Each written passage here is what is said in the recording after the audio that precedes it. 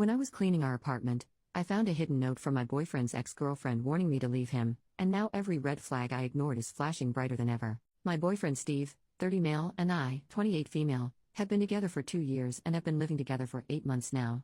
I was cleaning our apartment when I found a note in the back of a cabinet. For context's sake, I'll copy it below. Dear Steve's future girlfriend, I know it's you reading this because he'd never clean back here.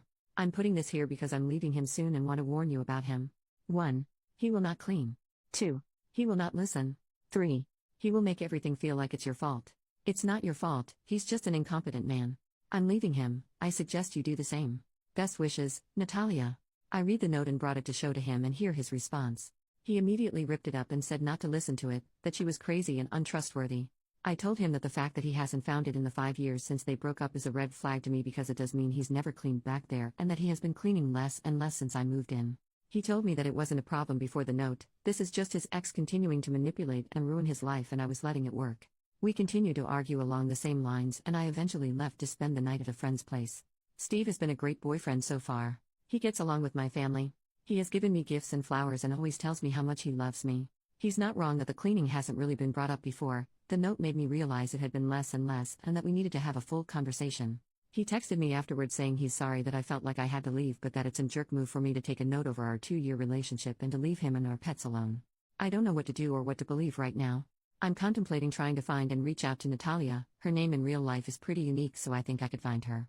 Steve thinks I should come back home and let it go, that his past shouldn't affect our future. I feel like I could be the jerk because everything Steve has said about Natalia does make it sound like she was manipulative and petty throughout their relationship, but I don't know what to trust. Edit, I realized I didn't clarify enough about the points, especially the cleaning. When we moved in together 8 months ago, the cleaning was 50-50. Since then, he's been doing things less and less and I'd say it's at like 70-30, maybe 60-40 if he listens to me right away, it depends on the week. I have to remind him to do things like bring his plates to the sink or take out the trash and I didn't have to before. The dishes will pile up unless I do them, to the point where he's had leftover food mold on the plates. I'm not a confrontational person so I was just asking him to fix it when it came up. The note made me reflect on it more and try to have an actual full conversation, and I will say I didn't feel listened to when I talked to him about it. I tried to use the note to start a conversation about cleaning and he got so stuck on the fact that I was listening to his ex instead of him, that he wouldn't listen to what I think are valid concerns. He thinks I'm letting the note have confirmation bias so no matter what he says I'll think he's in the wrong.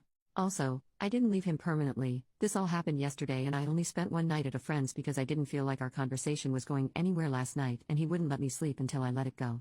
I'm going back today and wanted to get advice and feedback before I do. Edit 2, I appreciate all your comments. I'm heading back to our place now.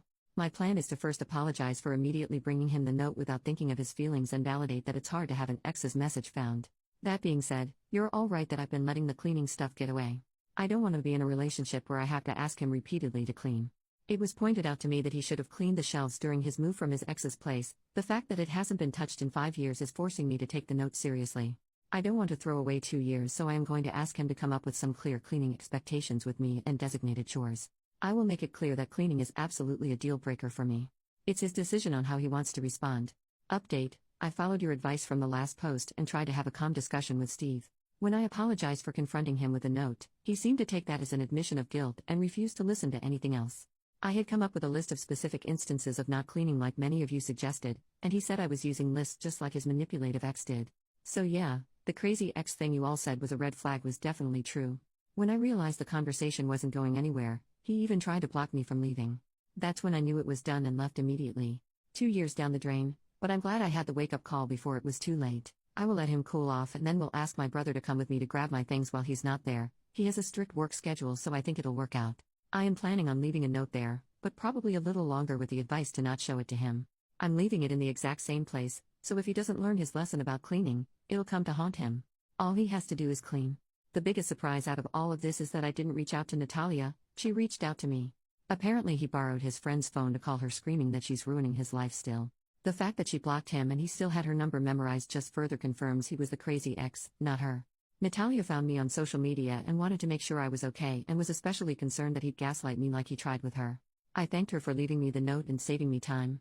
We scheduled coffee for Thursday afternoon. I wanted to thank you all again for the advice, especially the person who posted the Love is Respect website. I took the healthy relationship quiz after our conversation and it wasn't great. You called out how he was weaning me into an unhealthy relationship so well. For now, my friend said I can stay until I find a new place. I have emergency savings and a decent job, so I'm in a privileged place when it comes to this messy breakup, and am just trying to feel grateful for that. Second update, as you can tell by my original post, I like to do things right away. It was definitely a mistake to bring him the note right away, but doing the things I did this morning right away was not a mistake as it allowed me to save my pets. First, I want to respond to the comments saying I broke up a 2-year relationship over a note and chores. No, I broke up a 2-year relationship because when I tried to come up with solutions to an unequal situation, his response was to yell and try to convince me there was no problem except me. The final straw was when he physically blocked me from leaving the house after he was screaming at me. That is not okay, and no one should stay with a man who responds to conflict like that. Now onto the actual update. I wound up texting the post to Natalia last night and she thought it was great. She, like some of you, asked me about the pets. For context, one of the things Steve and I connected on was our love for little creatures.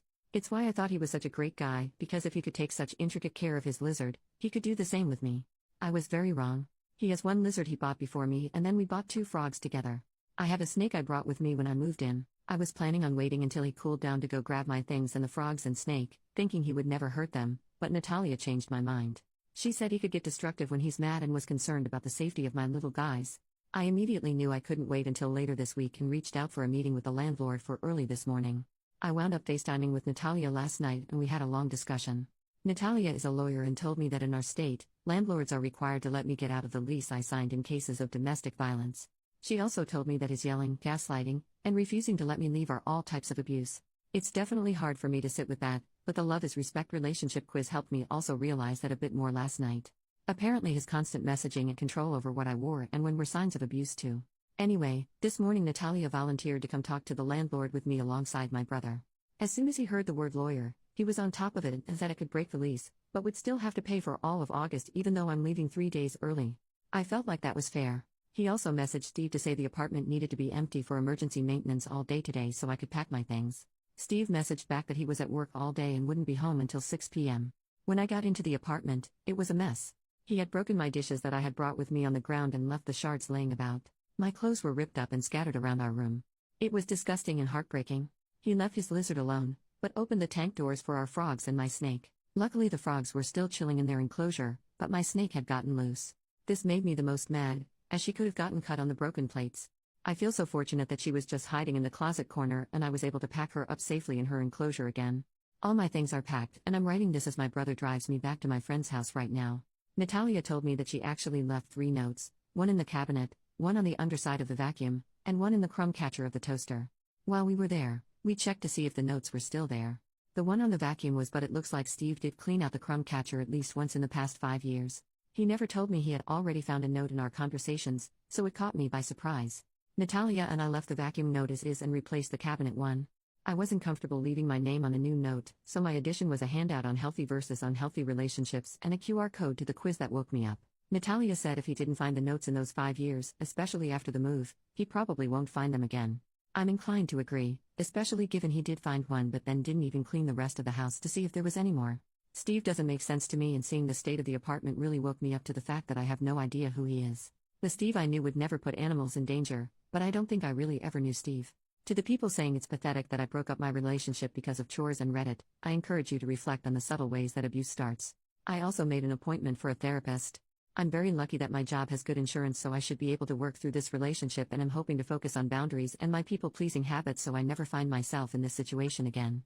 To the people wishing that Natalia and I would get together, we had a good laugh about it. Natalia is engaged to a wonderful man who cleans, listens, and reflects. She said there's a phenomenon that when people break up with their awful ex, their soulmate can quickly follow. I'm hoping that's true. Regardless, I do think I got a good friend out of this, especially since Natalia is a snake mom too. This is my final update.